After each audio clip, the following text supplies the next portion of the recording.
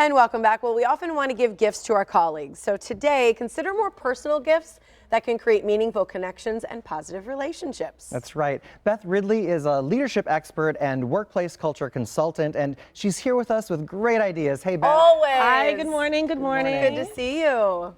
Well, we love it when you're here, and I think this is the thing. This time of year, everybody wants more meaningful gifts. That's what we were chatting about. But when it comes to colleagues, I feel like sometimes it's even harder to do something personal. So what do you mean by doing a personal gift or more of an experience or something like that for a colleague? It's hard. I think we fall back to like a bottle of wine or a fruit basket. Yes, we do. Yes, but you know what? It's a missed opportunity because the main thing at work is to build positive relationships with your coworkers. Yes. It makes work more meaningful and more fun. So if you give a gift that's reflective of something that's unique about you, meaningful to you, or an experience gift, it just creates those bonding. So you might as well do that during the holiday season. All right, so people are gonna wanna know more. Talking about personal gifts, you're so right. And I feel like you and your friends, and especially your office here, is really good at getting to know each other and giving nice personal gifts. But if you don't know someone in the office space so well that you know or you feel obligated maybe to get a gift for, how do you learn something about them to get a more personal gift? It's actually really easy. You just think about something that you enjoy or something that's reflective of your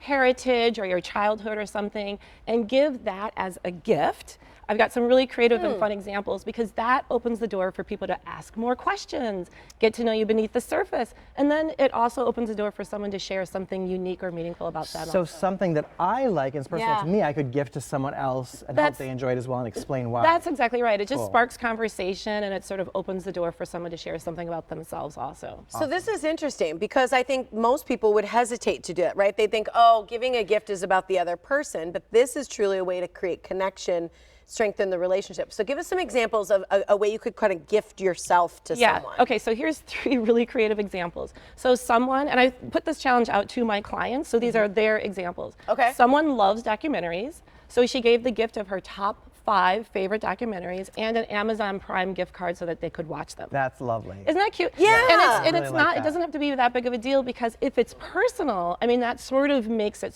super meaningful to the other person. Yeah. Here's another example. Literally, as I was waiting to come on here, I was talking to someone in the green room and sharing what I was talking about. And she said, you know what? She always gives her colleagues a bottle of bourbon. And she said she's going to plus it up. She loves painting, so she's going to bring in paint and some paper, and they're just going to sort of like paint together as a team. Cool. She said with the bourbon also, which is fine. Which Get is real fine. creative.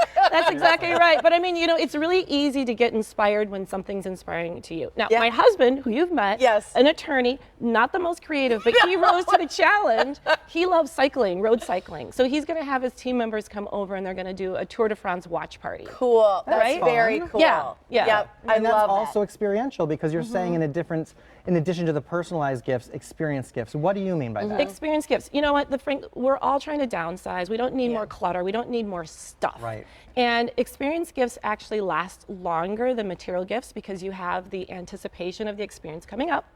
You have the experience itself, and then you have the lasting memories. And if you can create fun, lasting memories, especially around work colleagues and work, you associate that with work, and it just sort of uplifts the whole environment.